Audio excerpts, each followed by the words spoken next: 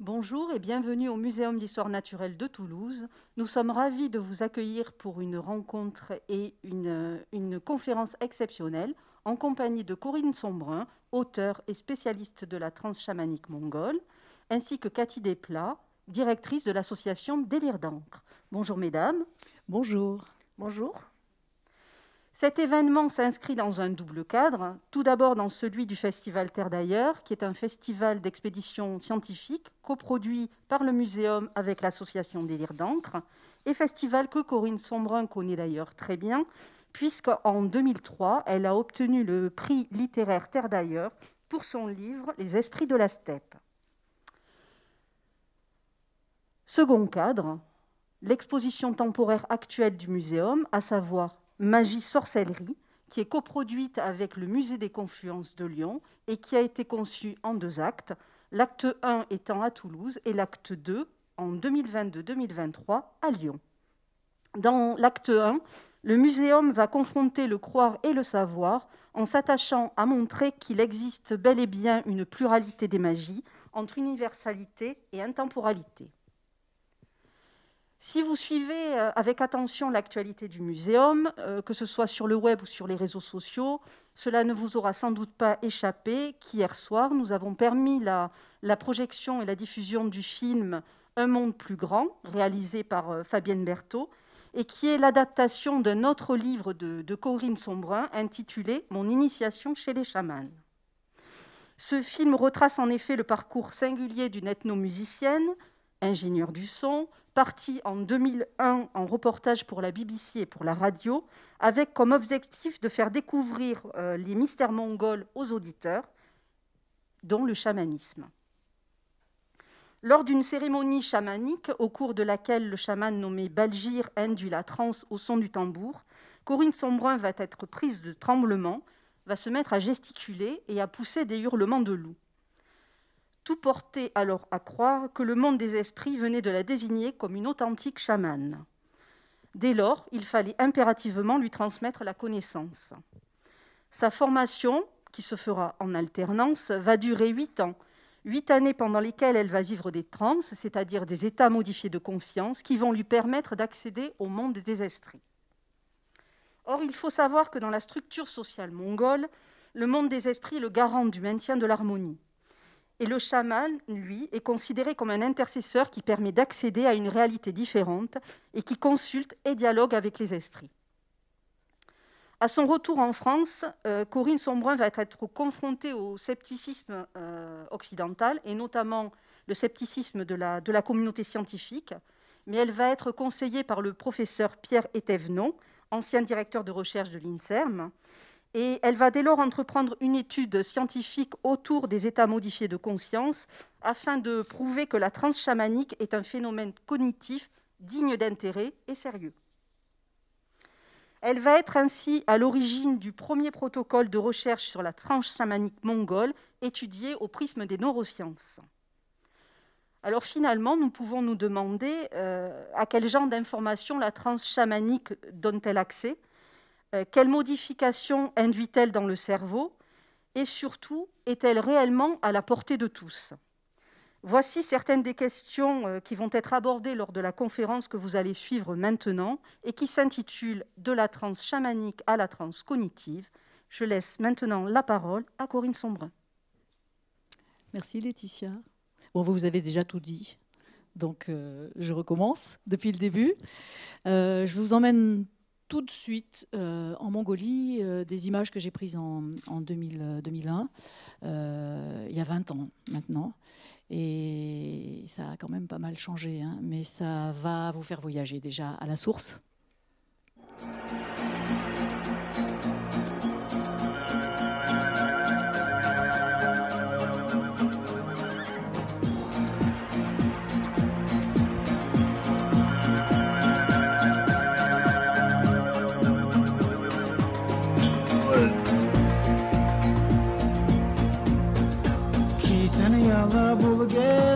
Sana sana Kiregen ogaga solala Kiregen tsogo chiga kilim shtaga yeje masanaga na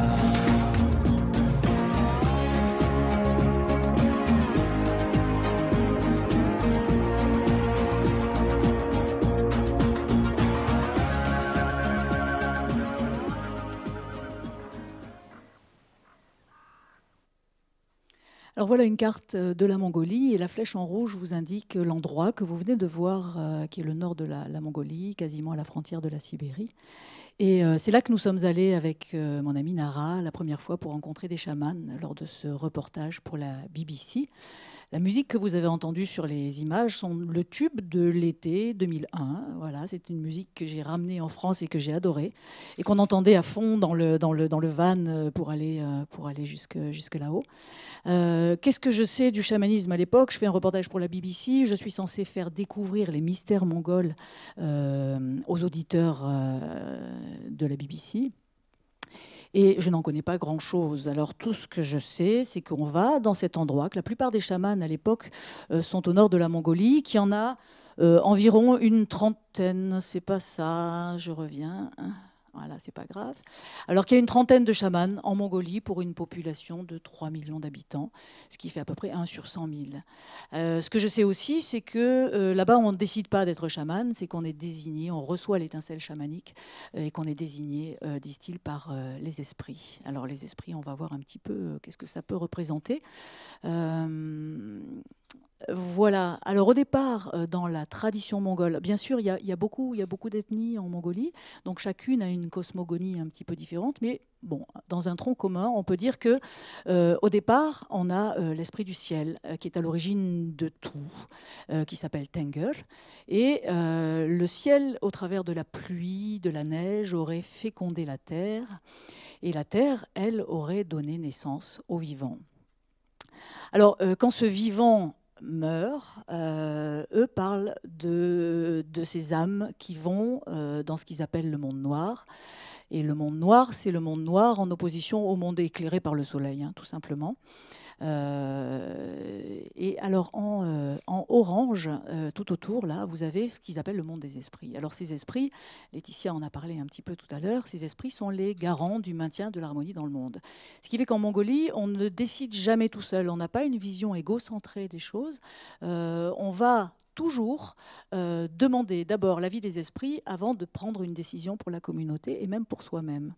Alors, quand on n'est pas chaman, on a la possibilité de demander des conseils à ce monde des esprits sous la forme de l'intuition. En Mongolie, l'intuition est considérée comme l'avertissement des esprits. C'est en fait le langage qu'utilisent les esprits pour vous prévenir d'un danger.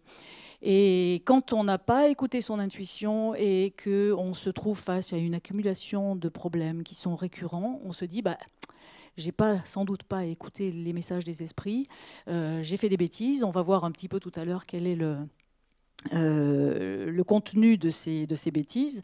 Et alors là, on va voir un chaman. Et le chaman, lui, a un outil supplémentaire pour accéder à ce monde des esprits, c'est la transe.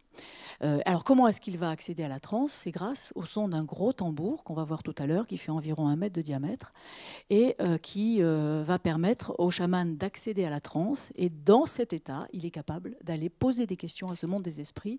Et ce monde des esprits est censé répondre aux questions du chaman. Donc dans ce cadre-là, le chaman est une espèce de négociateur et il va rapporter les messages qu'il a eus des esprits. Il va les rapporter aux consultants avec certains rituels dont on va parler tout à l'heure. Alors, la première fois que j'ai assisté à une cérémonie, c'était avec le chaman Balchir, dont a parlé Laetitia tout à l'heure.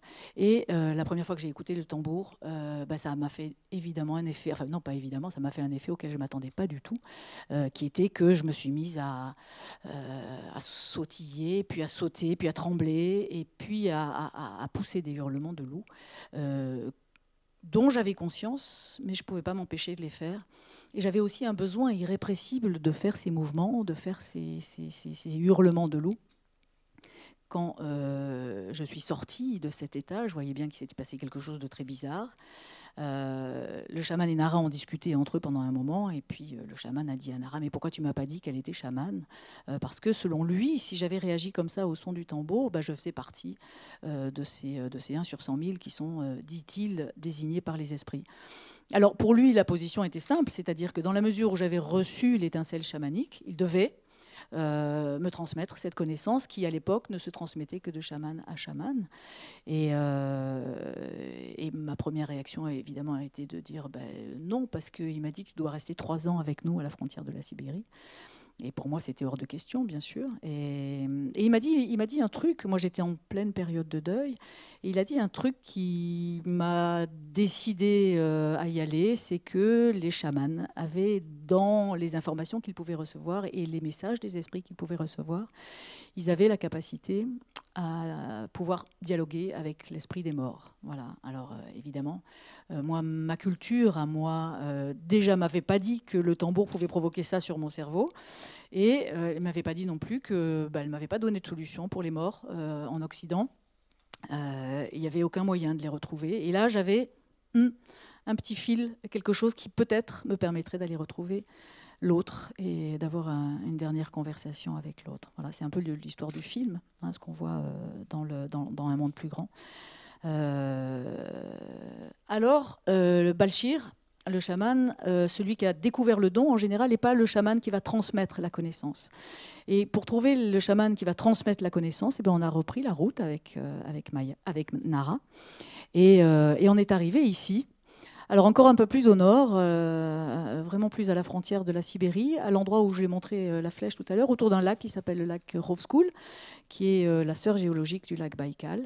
Et donc ma surprise quand je suis arrivée là, c'est de voir qu'ils vivaient dans des tipis. Et voilà la chamane qui devait être désignée pour me donner cet enseignement. Mais là encore, elle n'a pas décidé. Elle a d'abord fait une cérémonie pour demander aux esprits s'ils étaient d'accord pour qu'elle me transmette l'enseignement. Donc là voilà, c'est Inketuya. Alors, vous voyez qu'en Mongolie, normalement, on ne vit pas dans des tipis, ils appellent ça guerre en mongol, on dit yourt souvent en Occident. Et donc, les tsatanes sont des éleveurs de rennes, voilà pourquoi elle est sur un renne. Et ils ont la particularité de vivre dans des tipis. En fait, ils sont originaires de la région de Tuva, du peuple Tuva, en Sibérie. Voilà, Inketuya. Et voilà, je vais vous montrer après quelques images de la vie dans un tipi, parce que ça a été ma vie pendant pas mal d'années. Et je trouve que c'est important de voir ça.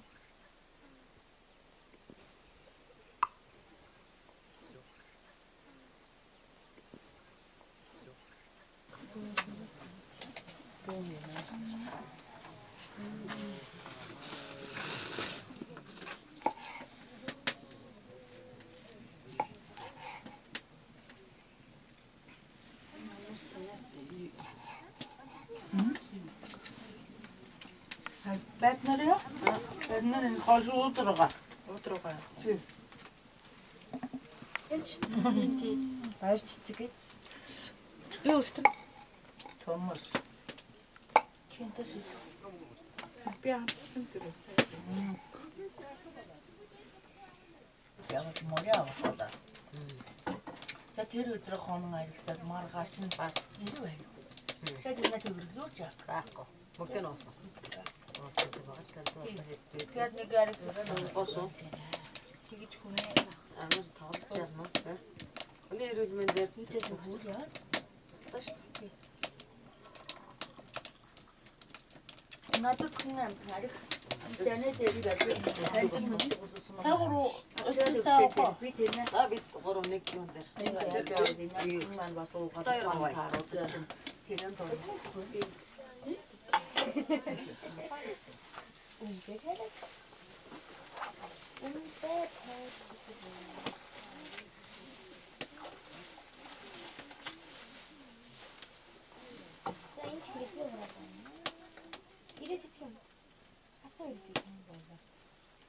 여자가 되게 좋겠지. 하고 이래서.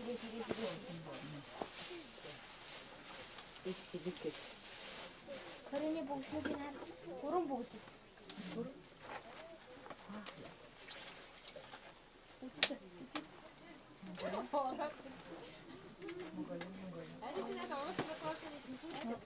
Όσο.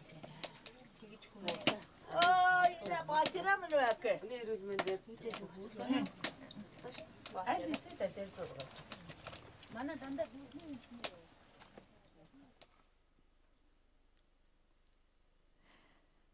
Alors on voit qu'évidemment il n'y a pas de réfrigérateur, que la viande sèche sur un fil, qu'on ne gaspille rien.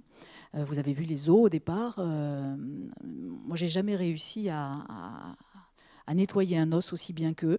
Et j'ai appris là-bas, parce qu'on ne gaspille rien. Et aujourd'hui, c'est vrai qu'on ferait bien de prendre des leçons de tout ça. Après, le tipi est ouvert, tout le monde passe, il n'y a pas de notion d'intimité. Ça aussi, j'ai eu du mal à m'habituer, mais j'ai fini par apprécier cette culture.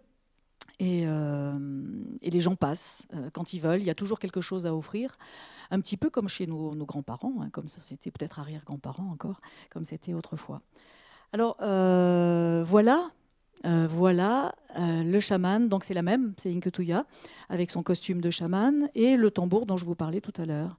Donc ils vont se servir pour faire la cérémonie. Donc on va décrire tout à l'heure un petit peu le costume, les attributs du chaman.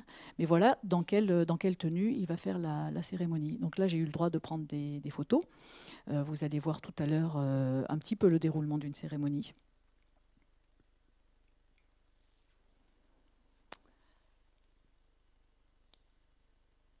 Alors, on va voir le rôle principal, hein, du chaman.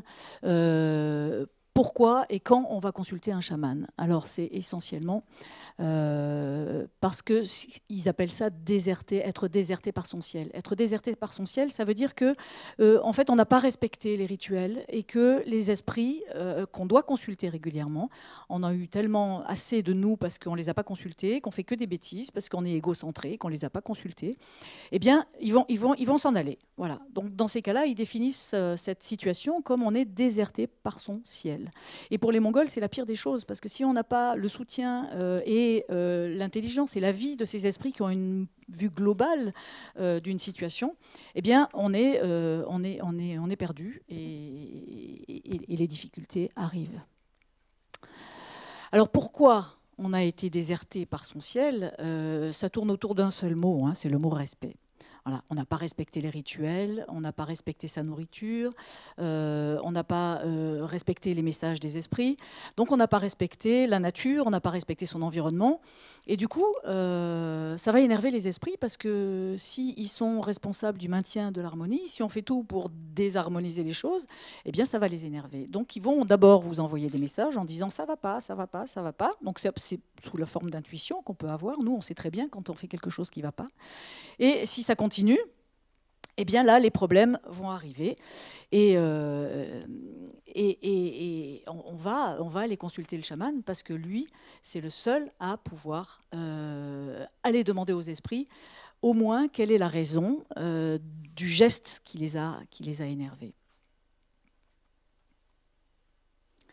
Et donc ce chaman va faire une cérémonie, interroger les esprits, poser la question que le consultant a posée aux esprits et revenir avec une réponse. Alors les attributs du chaman pour faire la cérémonie, c'est essentiellement donc, le tambour. Là, vous voyez qu'ils sont en train de fabriquer mon tambour, celui que je vais devoir utiliser pour ma première cérémonie. Donc ce tambour est aussi appelé la monture, c'est-à-dire que pour eux, tout est cheval. C'est un pays où il y a plus de chevaux que d'humains. Donc le cheval est au centre de la culture mongole. Donc pour eux, le tambour est la monture, le cheval qui va nous permettre d'accéder au monde des esprits. Après, sur la droite, vous avez la guimbarde. Et la guimbarde va permettre, en début de cérémonie, ou à l'assistant du chaman, ou au chaman lui-même, de jouer de la guimbarde, d'appeler les esprits pour qu'ils viennent aider le chaman et qui viennent répondre aux questions du chaman. Après, vous avez l'encens. L'encens, c'est du génévrier. Et ce génévrier qu'utilisent aussi les Apaches, d'ailleurs, c'est un point commun, en plus de la sauge. Ce génévrier va servir à purifier un lieu. Le chaman peut s'en servir aussi lors de certains rituels, quand il y a des brûlures ou quand il y a des pustules, des boutons, des choses qui sont un peu suintants. Il va mélanger de la cendre avec ce génévrier et les poser sur les plaies. C'est un antiseptique en même temps. Après, vous avez les ongotes. Alors, les ongotes, ce sont vous voyez les tissus là que vous voyez, ce sont les représentations des esprits. Alors, vous avez dedans, dans ces ongotes, dans ces représentations en tissu, vous avez des parties d'eau de poisson, vous avez des plumes, vous avez donc tous les animaux qui vont représenter les animaux du ciel, de la terre et de l'eau, donc qui sont représentés là. Alors autrefois, avant la période communiste, où les pratiques chamaniques ont été interdites, ça je le raconte dans Les Esprits de la Steppe, toutes ces représentations étaient en bois. Mais quand il y a eu l'interdiction de pratiquer ces pratiques chamaniques parce que, disaient les communistes au pouvoir à l'époque, c'était impropre à la modernité, les représentations en bois ont été brûlées, ont disparu, au profit de choses qu'on pouvait camoufler très vite et qui pouvaient cacher et qui étaient moins volumineuses que le bois. Et donc, ils ont changé tout ça en bandes de tissu. Et au milieu de ces ongotes, vous voyez un miroir qui fait à peu près 15 cm de diamètre, qui est en laiton, et qui va permettre au chaman de faire de la divination. Alors au travers de ça, le chaman va demander au consultant l'année de naissance de la personne qui vient consulter. Il va poser son doigt au centre du miroir, il va faire une toute petite transe, vraiment légère, et le chaman est censé voir des scènes du futur du consultant, ou en fait une réponse à la question que va poser le consultant. Et puis après, vous avez les cailloux qui ont un petit peu la même fonction, mais qui représenteraient un petit peu la façon dont on peut utiliser les tarots ici ou les cartes. C'est-à-dire qu'on va vraiment là explorer la vie, le travail, la ligne des croyances. Enfin, on va plutôt explorer tout ça avec les cailloux. Donc c'est une exploration de l'avenir de la personne, mais de façon plus élaborée.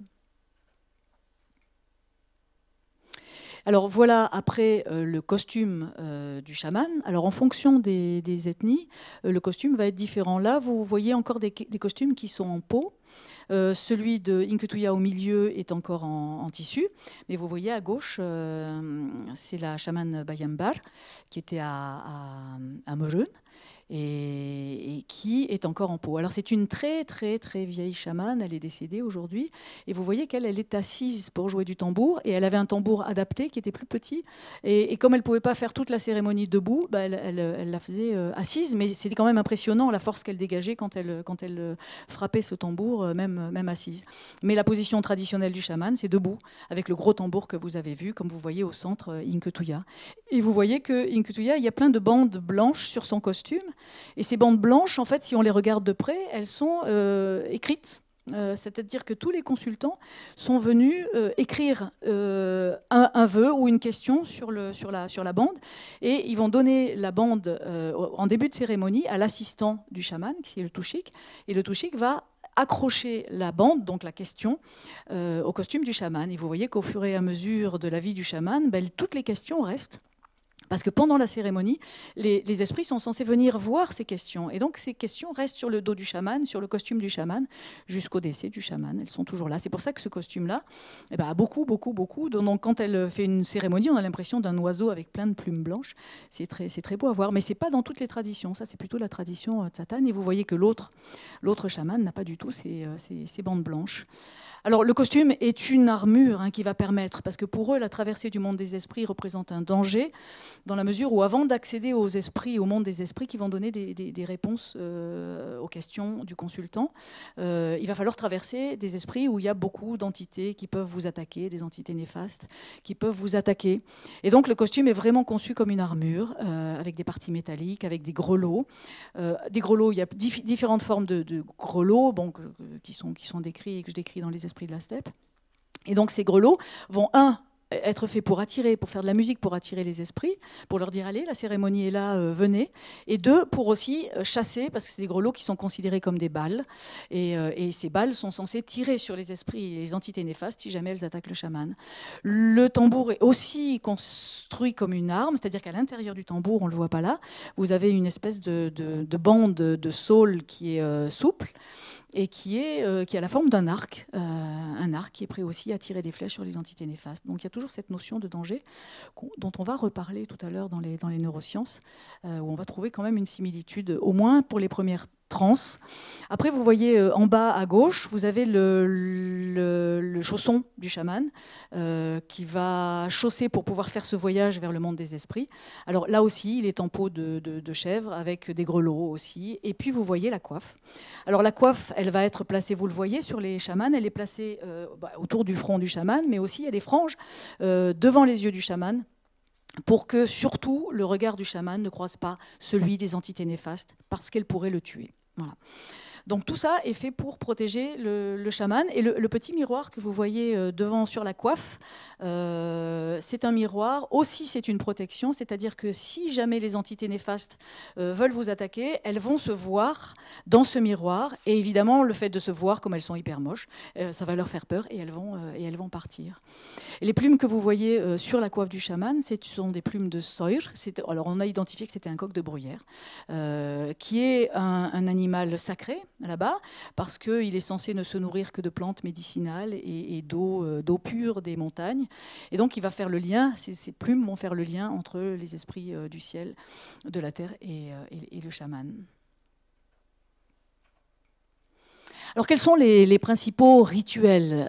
Vous allez voir toute une liste des principaux rituels qui sont utilisés en Mongolie. Donc évidemment, honorer les esprits d'un lieu, du foyer, de la nature, c'est la première chose. Repousser une présence agressive, ce sont les entités dont je vous ai parlé. Enlever un mauvais sort, parce que les chamans entre eux s'amusent à s'envoyer des mauvais sorts pour voir lequel sera le plus fort. Bon, ils s'amusent bien entre eux, ils font des duels comme ça. Alors faire le deuil, évidemment, quand une personne n'arrive pas à faire un deuil, on dit que elle a emporté une partie de votre âme. Voilà, donc il y a tout un rituel pour permettre à la personne de reprendre l'âme que le décédé aurait emportée avec lui, à base d'une bougie. On le voit dans le film d'ailleurs. Le rappel de l'âme, c'est quand des gens sont prostrés, ils ont eu souvent, on a pu observer qu'ils avaient eu des peurs intenses, ils sont prostrés, ils ne parlent plus. Alors pour eux, ça veut dire que l'âme est partie, donc la personne, si l'âme est partie, la personne n'est plus elle-même, donc pour eux, elle est morte. Et donc il y a un rituel pour savoir si l'âme veut bien revenir ou pas. Avoir la réponse à une question sur son avenir, vous l'avez vu, c'est avec les cailloux, le miroir de divination. Trouver de l'eau, ça sert aussi.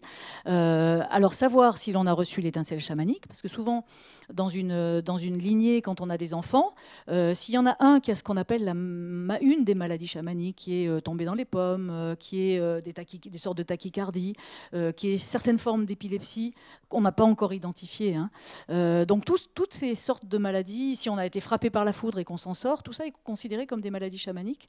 Et quand l'un des enfants dans une famille souffre de ces symptômes-là, on peut penser qu'il a été désigné par les esprits et que les esprits sont en train de vous dire attention, celui-là, il est chaman et donc il faut absolument qu'il suive l'enseignement, qu'on va commencer pas avant qu'il soit majeur, pas de majorité, mais c'est vers 18-19 ans, on commence jamais avant l'initiation pour les jeunes. Et donc on va demander, là aussi, le chaman va demander aux esprits dans une fratrie, lequel est désigné, parce qu'il n'y en a qu'un, lequel est désigné par les esprits pour ce rôle de chaman. Alors là-bas, c'est vu plutôt comme une galère. C'est pas du tout plaisant parce qu'il va devoir passer sa vie, consacrer sa vie à s'occuper des autres. Donc pour eux, ils ont vraiment, c'est pas cette notion de moi je suis chaman, je suis fier, non, au contraire, c'est vraiment une galère.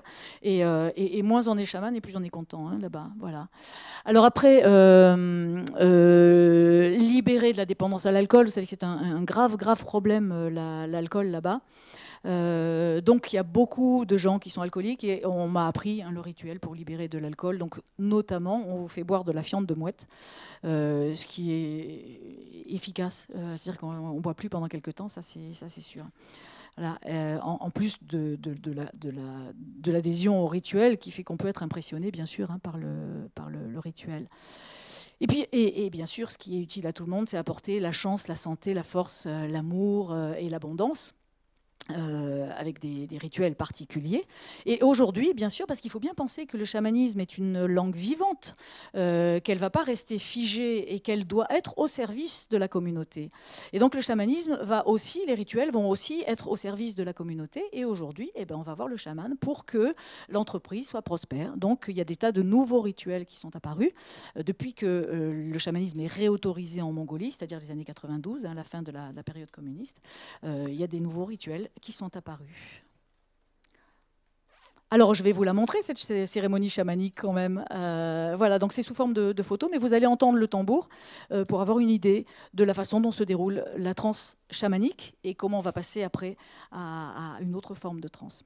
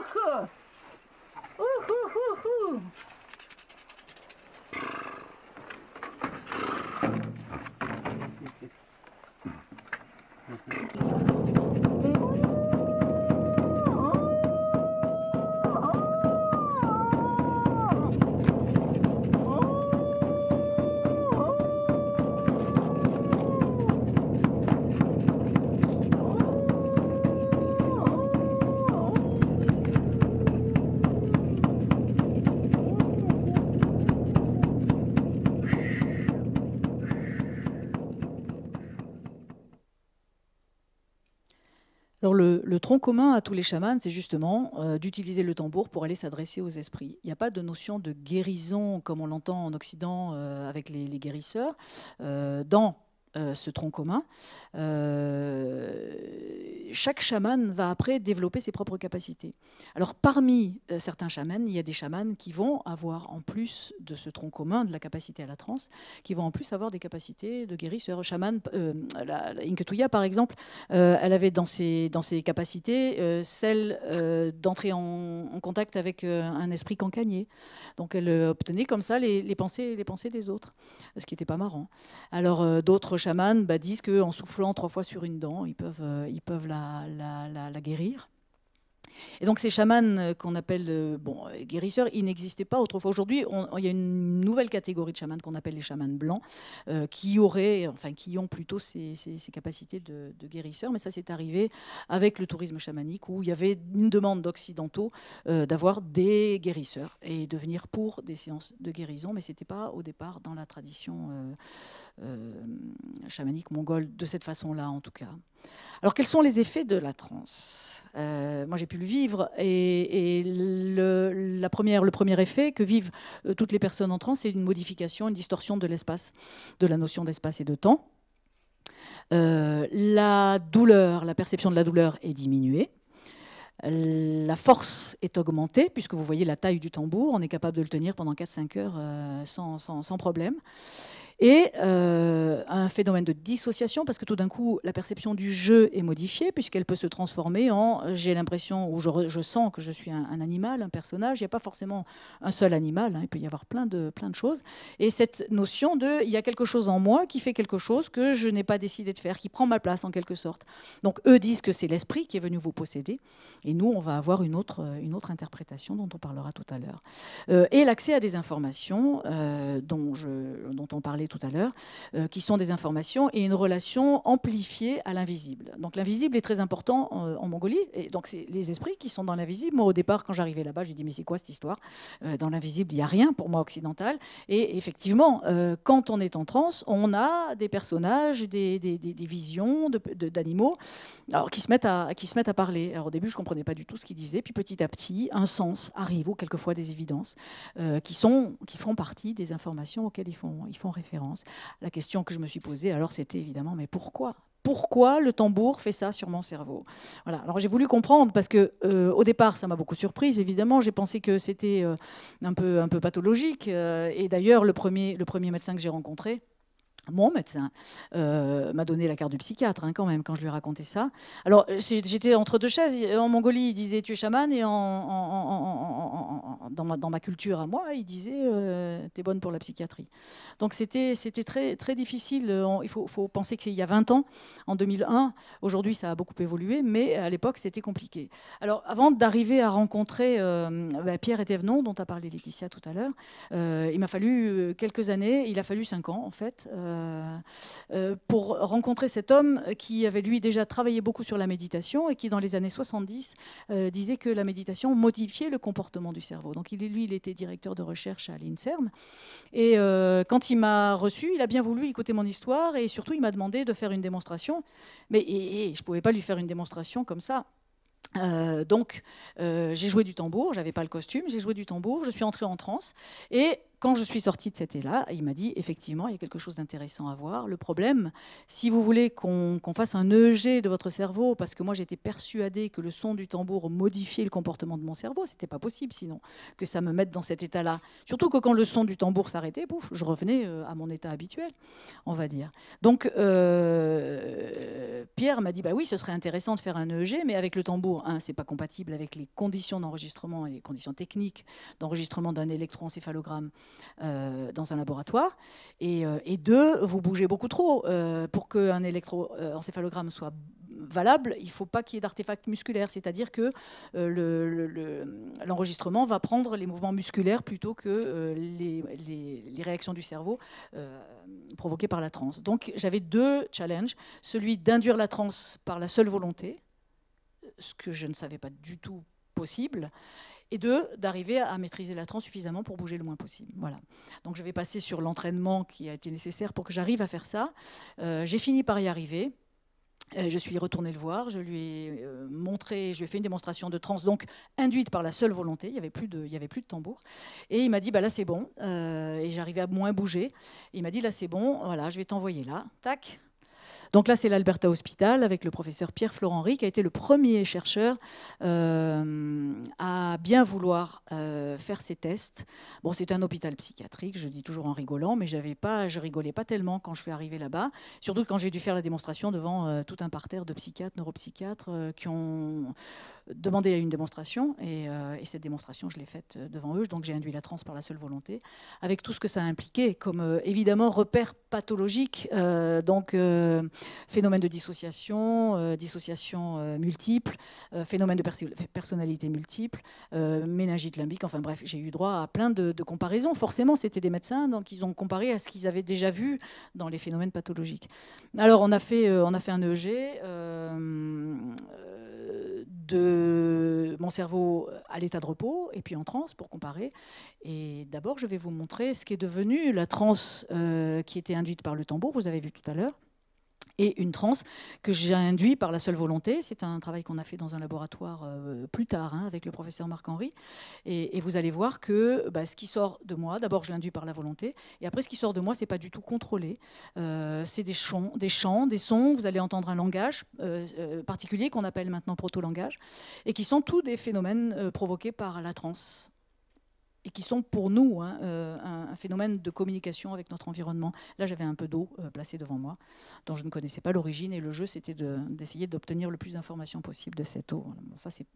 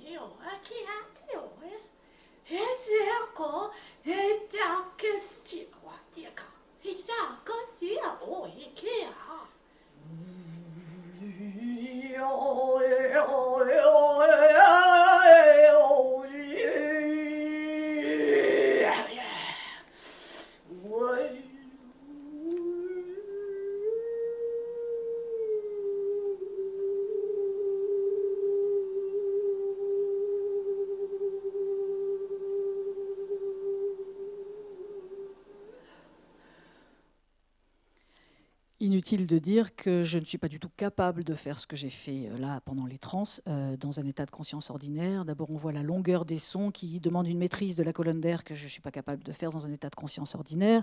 Ces gestes, l'harmonie des gestes, la longueur des sons, la beauté des chants et ce langage qui sort tout seul et que vivent tous les transeurs, on va dire, on va le voir, sont quelque chose qui s'exprime spontanément. Alors l'idée, c'est de comprendre évidemment pourquoi il se passe tout ça. Alors, le professeur Florent Ry, dans les EEG qu'on a fait, a démontré que pendant la transe, effectivement, il y avait une modification très très importante du comportement cérébral, qu'il a pensé au départ pathologique, comme l'expression d'une psychogénéralisée, dont il m'a mise en garde. Il m'a dit surtout il faut arrêter les trans parce que c'est dangereux. Qu'est-ce qui me dit que tu ne vas pas rester bloqué dans cet état qui, selon moi, en comparant à des groupes contrôles qui souffrent de schizophrénie, manie, dépression, qui, selon moi, sont comparables aux 3 pathologies à la fois. Voilà, donc il m'a fichu la trouille parce que je devais repartir en Mongolie et qu'en Mongolie, je devrais évidemment faire des trans. Et il m'a dit, tu arrêtes ça tout de suite. Voilà, c'est quand même le professeur Florent Ry. Et donc quand je suis retournée là-bas, je me suis fait engueuler par Inge Touya, évidemment, qui m'a dit, parce que je lui ai dit, oui, mais je ne vais pas revenir. Le professeur m'a dit que c'était dangereux. Et il m'a dit, c'est plutôt ton professeur qui est dangereux. Voilà, donc j'ai refait des trans et ça s'est toujours bien passé. Et quelques années après, donc en 2017, on avance dans le temps. Là, on était en 2007. 10 ans après, enfin, il y a eu une publication de ces résultats qui démontrait que non seulement ce n'était pas un état pathologique, la transe, ce n'était pas un état psychopathologique, mais qu'il fallait le faire connaître et que ce serait probablement un des futurs outils de la psychiatrie. Voilà la publication qui est sortie en 2017. Avec la conclusion de cette publication qui dit justement ce que je viens de dire, c'est-à-dire qu'il va falloir, ces résultats vont permettre de dépathologiser la transe et que bien sûr ce sera peut-être un des futurs outils de la psychiatrie, c'est ce sur quoi on travaille en ce moment. Donc à partir de là, je me suis dit que si la transe était due à une modification importante du fonctionnement de mon cerveau, c'est que probablement on avait tous cette capacité en nous, que c'était un phénomène cognitif. Donc, on a mis en place, ça a pris beaucoup de temps, des outils peut-être plus efficaces que le tambour, des outils sonores, qu'on a pu tester pour la première fois avec les étudiants des Beaux-Arts de Nantes. Et ces outils sonores ont permis, au lieu de 0,001% de personnes qui entrent en transe en Mongolie, d'avoir 80% des étudiants qui sont partis en transe. Voilà. Donc on avait un petit peu la démonstration que c'était bien un phénomène cognitif. Et les scientifiques m'ont dit, bon, oui, d'accord, sur les artistes, c'est facile parce que les artistes, ils vivent les états modifiés de conscience dans l'acte de création. Donc tu vas essayer sur nous, puis on verra bien s'il y a le même résultat. Et donc on a essayé avec les scientifiques et ça a été exactement la même proportion. Aujourd'hui, on arrive même en ayant développé ces outils à 90% de réussite, d'accès à la transe. Et on a, dans les étudiants qu'on a pu former, je peux vous montrer là, une étudiante à qui on a appris à être en transe et qui arrive à maîtriser à la fois, elle ne maîtrise pas encore, mais elle va y arriver. Et vous allez voir que le flux d'informations dans cet état est tellement important qu'elle est obligée d'utiliser les deux mains pour traduire ce qu'elle ressent. Donc il y a une main qui écrit et l'autre qui dessine. Et ça arrive à la plupart des étudiants, qui soient artistes ou pas artistes, à se mettre à écrire des deux mains pour essayer de traduire tout ce qui passe.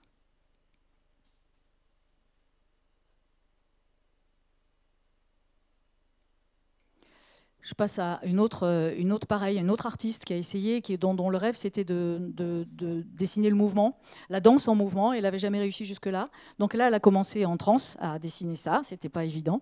Et après quelques heures et 2 jours d'entraînement, voilà ce qu'elle a réussi à dessiner en transe.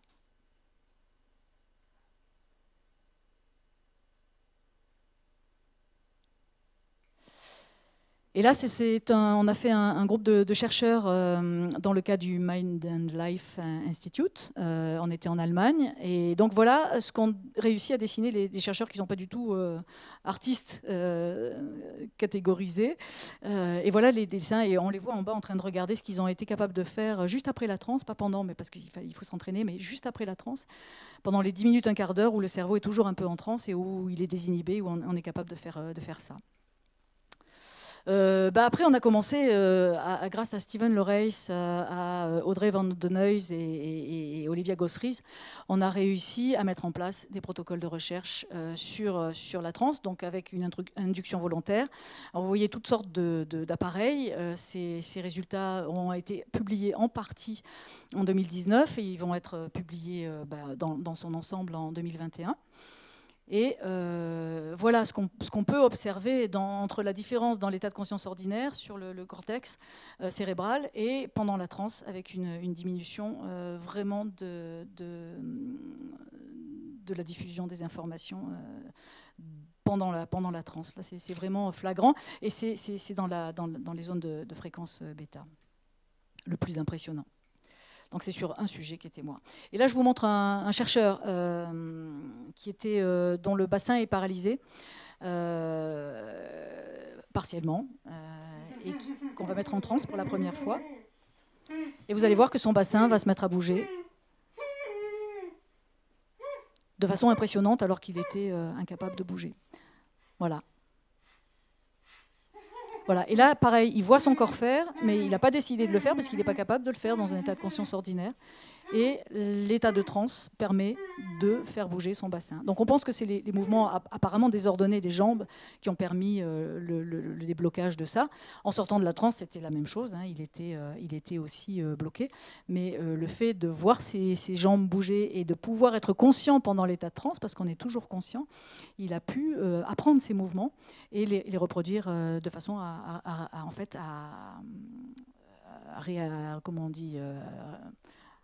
restaurer son bassin et à retrouver la marche. Voilà un autre protocole qu'on a fait toujours au CHU de Liège avec 27 transeurs, donc certaines personnes qu'on a formées à la transe, de tout profil, qui étaient capables d'auto-induire la transe et de pouvoir faire un EEG avec plusieurs conditions d'enregistrement. Et on aura aussi les résultats en 2021. Mais donc la preuve que la transe est vraiment un phénomène cognitif auquel on a tous accès, ou la plupart en tout cas. Je vais terminer sur une transe que j'ai faite à Verdun avec une artiste qui est Léa Lebricomte. Et l'idée pour elle, c'était de retourner sur un champ de bataille pour voir s'il y avait une mémoire dans cet invisible dont je vous parlais depuis le début. Et vous allez voir que mes mains touchent quelque chose dans l'air, mes mains font quelque chose. Bon, je l'appelle la danse des mains parce que ce sont des mouvements qui sont très très beaux, mais qui sont induits par une réelle interaction avec l'invisible.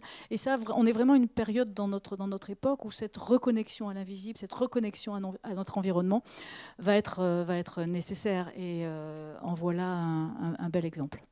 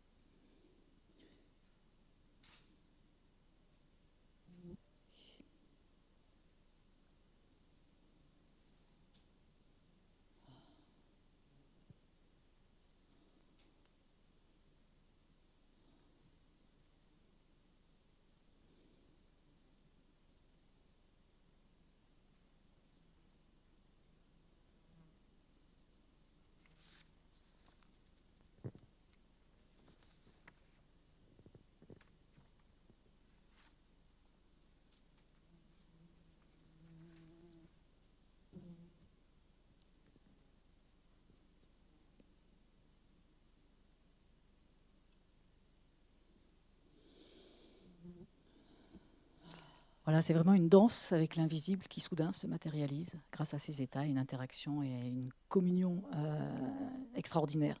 Vraiment la racine de la spiritualité avec l'environnement. Eh bien, je vous remercie. Merci beaucoup, Corinne. Merci, Corinne. Ma première question, ça serait de savoir comment sont désignés les chamans.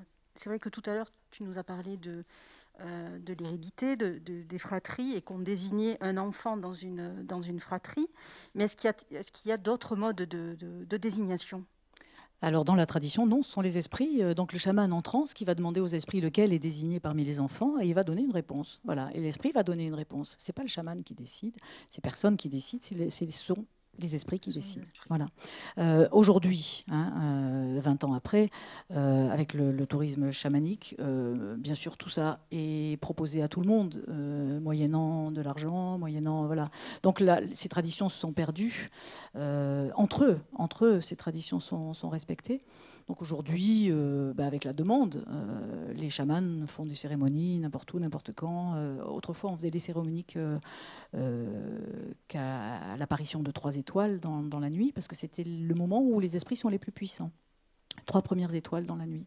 Bon, aujourd'hui, quand les touristes arrivent à 17h parce que le bus arrive à cette heure-là, on ne va pas attendre la nuit pour faire la cérémonie. Donc tout ça a décalé les pratiques, mais ce qui n'empêche pas non plus de faire pour eux-mêmes les rituels dans la tradition.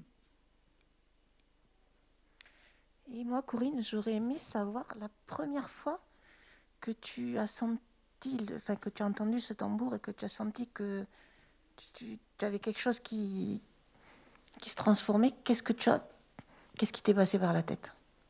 Mais rien du tout, il m'est passé dans la tête, sinon que c'est comme si c'est le phénomène de dissociation dont je parlais, c'est que tout d'un coup, en fait, quand je parle avec mes mains là, mes mains bougent, je n'ai pas décidé du mouvement qu'elles vont faire. C'est le même phénomène de dissociation qui s'exprime pendant la transe, c'est-à-dire que tout d'un coup, le corps se met à bouger. Vous vous mettez à faire, alors c'est encore bien plus profond, bien sûr, bien plus puissant, vous vous mettez à faire des sons, des gestes que vous pouvez voir là pendant les transes que vous avez observées. Et au départ, évidemment, j'étais surprise, mais en même temps, pas tellement. J'avais tellement besoin de faire ces gestes et ces sons.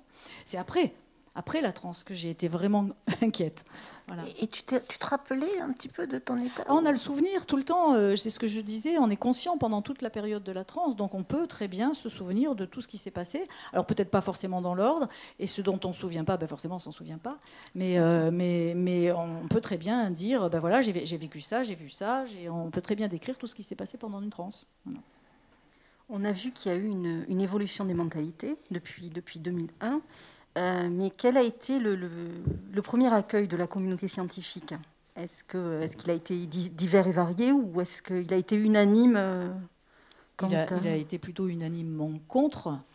Voilà, c'est pour ça que mon médecin m'a donné la carte du psychiatre, parce que ce qu'on voit dans le film, dire si chaque fois que vous entendez un tambour, vous vous transformez en un loup, c'est qu'il y a un petit problème quand même, non? Voilà, donc c'est exactement ça. Et donc il a fallu 5 ans pour trouver un chercheur qui voulait bien m'écouter. Donc ça s'est passé en 2001. Le premier chercheur que j'ai rencontré, c'était en 2006. Et en 2007, on a pu faire l'expérience à Edmonton. Mais là, il a fallu que j'apprenne à induire la transe par la seule volonté. Mais ça a été en même temps bénéfique, puisque ça m'a montré que c'était possible.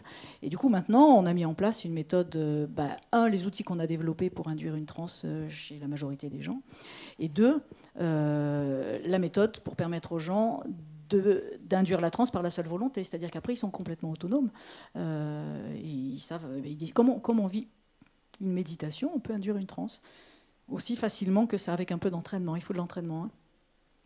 Donc en 4 jours, on leur permet d'arriver à auto-induire une transe, mais après il faut s'entraîner régulièrement. Pendant 2 mois, il faut vraiment s'entraîner régulièrement, de façon à ce que le processus d'apprentissage d'induction de transe, parce que la transe, elle est là en nous, c'est un processus naturel qui s'exprime de façon importante dans les situations d'urgence, où le cerveau propose une transe comme une stratégie de survie. Nous, on ne l'identifie pas comme une transe, mais dans la mesure où, dans une situation d'urgence, vous avez plus de force, vous ressentez pas ou pratiquement pas la douleur, et vous vous mettez à faire des gestes que vous n'avez pas décidé de faire, c'est un processus de transe.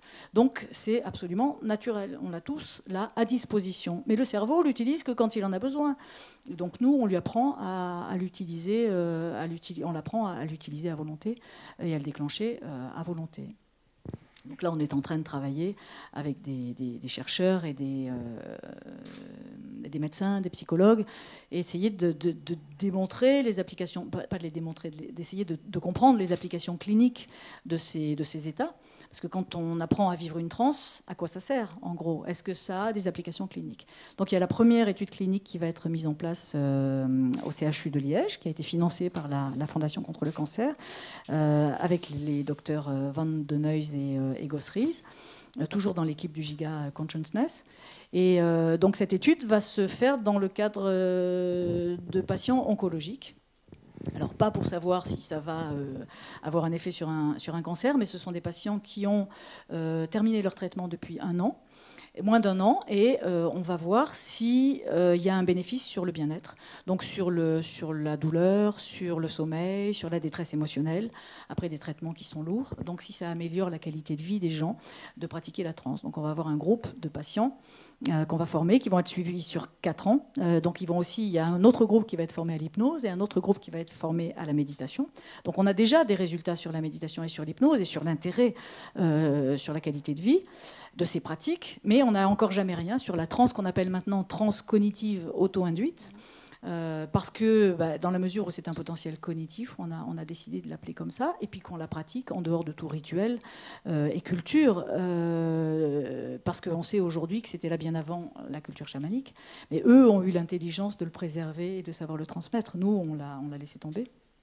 Pour développer une autre forme d'intelligence aussi, qui est tout aussi intéressante. Aujourd'hui, si je devais me faire soigner, devais choisir entre un chaman et l'hôpital pour me faire soigner, j'irais tout de suite à l'hôpital. Je n'irais pas me faire soigner par un chaman. Voilà. En revanche, l'accès à ce monde des esprits, à l'invisible, permet au chaman d'avoir des informations auxquelles n'a pas accès le médecin à l'hôpital, voilà, qui vont être complémentaires. On ne peut pas dire l'une sans l'autre. Et ce qu'on apprend aujourd'hui aux médecins psychologues qu'on est en train de former, c'est justement cet accès à l'invisible, et c'est au travers de l'état de transe, qu'est-ce qu'ils vont apprendre et qu'est-ce que le patient surtout va leur apprendre de lui-même. Voilà.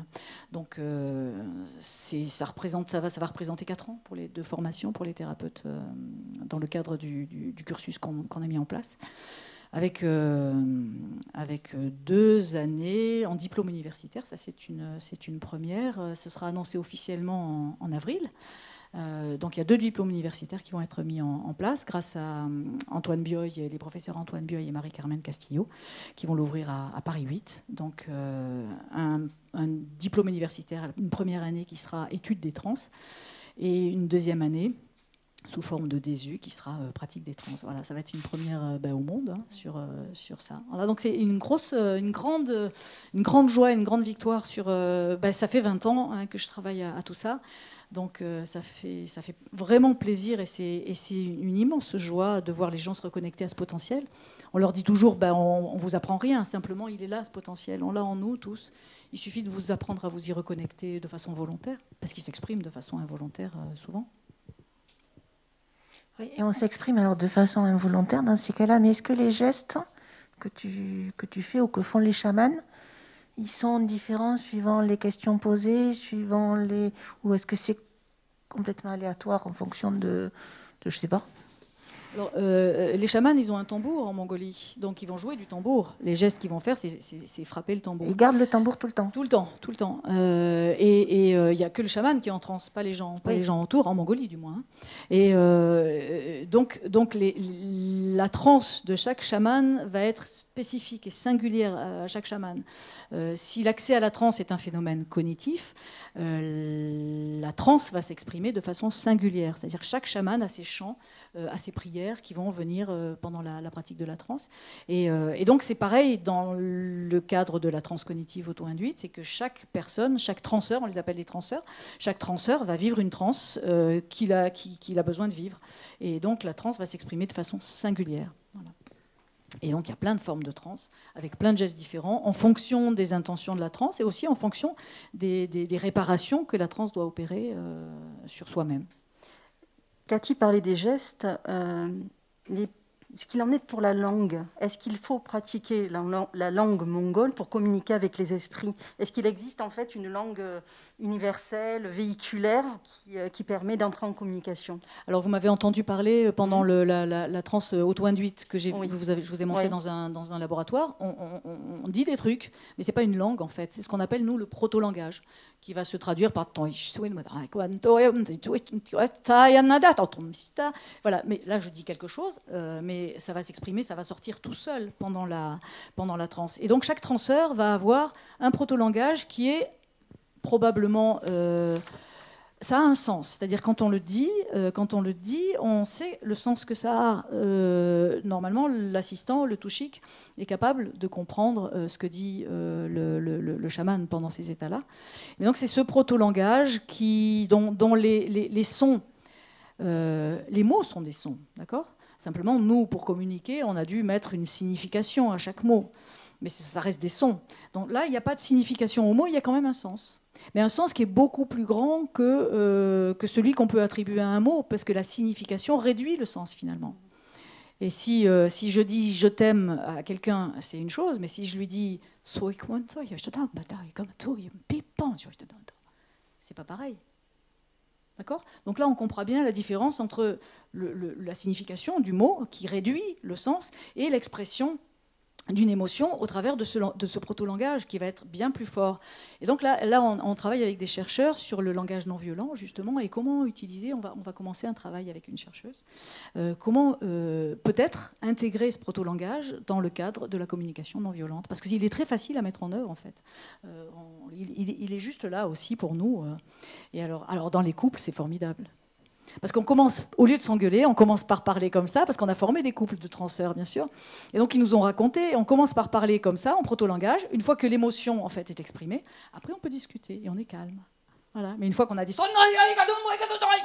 Mais les mots ne blessent pas, puisqu'on fait qu'exprimer une émotion et les mots ne blessent pas.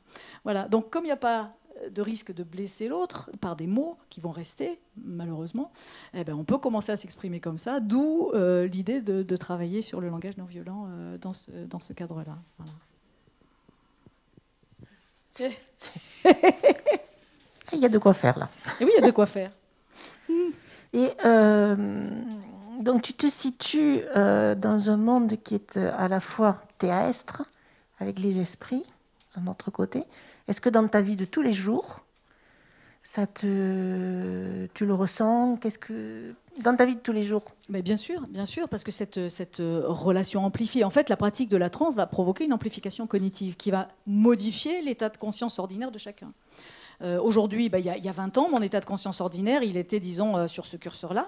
Aujourd'hui, il a bougé.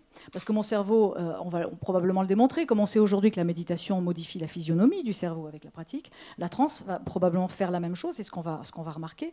Et après 20 ans de pratique, forcément, mon rapport au monde et mon rapport à moi a changé.